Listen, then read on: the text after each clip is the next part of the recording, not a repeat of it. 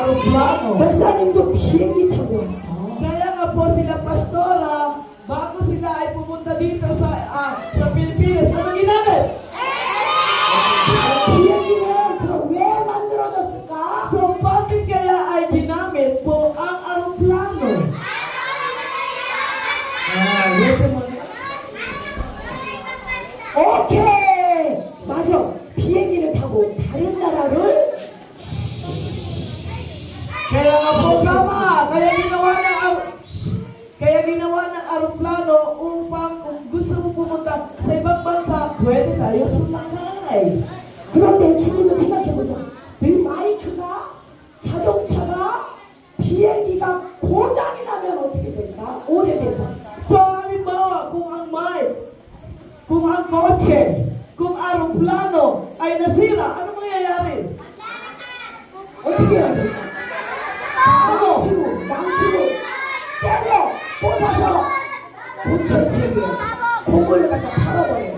Kaya nga po, pag halimbawa, nasira ang bike, anong mangyayari? Gusto mo? Halimbawa, si teacher na naman salita, makinig, okay? Sabi ni Pastora, paano na lang kung ang bike ay nasira? Paano na lang kung ang kotse ay nasira?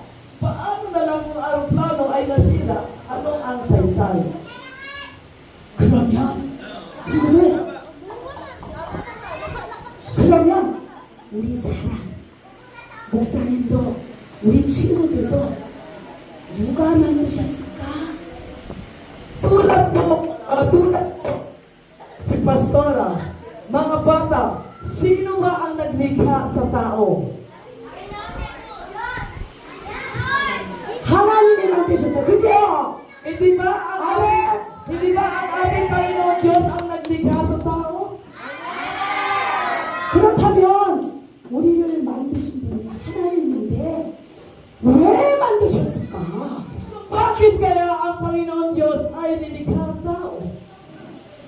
우리 친구들을 엄마의 뱃속에서 나왔는데 왜 만드셨을까?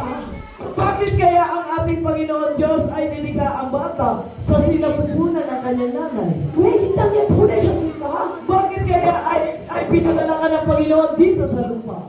목적이 있을 거잖아. Dahil may po layunin. 오늘 말씀해 보니까 무슨 목적이 있냐면 바로 하나님을